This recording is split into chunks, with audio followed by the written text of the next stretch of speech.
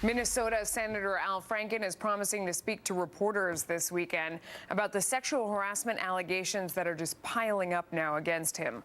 The lawmaker issuing another apology to his constituents as two more women come forward accusing him of inappropriate contact.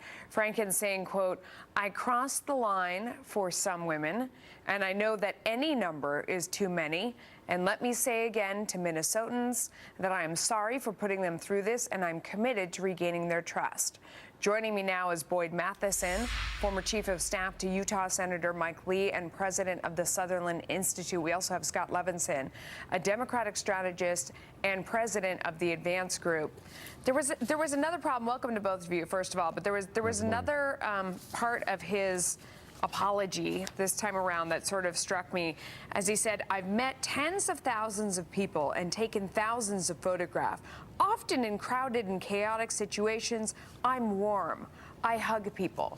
He makes it sound like it's an accident, but I mean, when someone's warm and they're just hugging people, it doesn't often end up that their hands end up on someone else's private parts, sort of squeezing. Boyd, what do you think?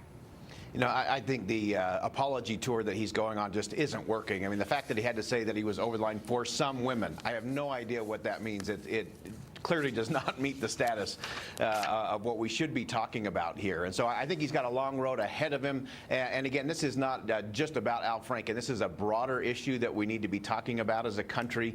We have to get comfortable having some of these uncomfortable conversations. And this is just the tip of the iceberg. Al Franken is just one. This is just the beginning. Scott, you know, some people say, so because he happens to be, this was actually a quote from the head of Vote Run Lead. He said, because he happens to be a good guy on some other issues, people are confused. And I don't know if that's it so much as when you say that you're on the side of women, you're a champion of women, that you're for women's rights, and then you're doing degrading things to women, the hypocrisy of it really stands out, and that's what breathes so much oxygen to these stories. What do you think? I think Boyd's absolutely right, that in the spirit of Thanksgiving, this is truly not a Democrat or Republican issue. There is bad behavior.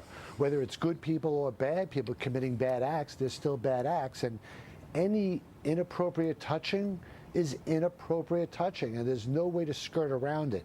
The problem is that... No pun intended, yeah. No pun intended. The problem is we're not just dealing with a cultural issue now, we're dealing with a legal issue. And once you have lawyers involved, the language of each of these statements is truly parsed. Yeah. And you get into not being able to have a candid conversation about these real important issues. No, that's a great point. You know, I mean, they're forced to respond in a way that's legal, but then for normal human beings that read it, they say this feels very artificial, it feels very phony and staged, like someone wrote it. And they're right, because that person was sort of forced to do that for legal reasons. Yeah. I'm sure the statement went through 12 drafts before it got to the public. That's right. Boyd, you say that many men are now saying that they've had enough of the dumbing down of the American male. And I've actually heard this from a lot of younger men saying, we don't behave like this. Not all men think this way, feel this way, behave this way. And it's frustrating to kind of have women up in arms and feeling like all men behave like this when we don't.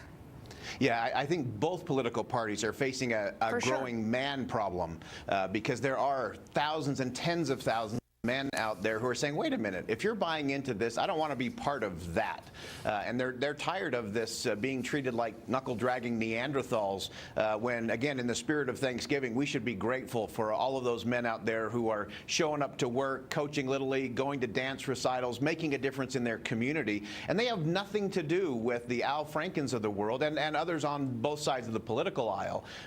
There's good, solid men in this country and great women in this country, and that's what moves the country forward. And what's going on in Congress, what's going on in Hollywood is not going to solve it. Scott knows this from his organizing abilities, that our politicians are not going to lead us out of this thing. It's culture and it's community, and we can't separate the behavior from the principles anymore. We can't say, well, this is just bad behavior, so we need more regulation or oversight. No, what we need is we need to be talking about the principles of morality and civility and fidelity.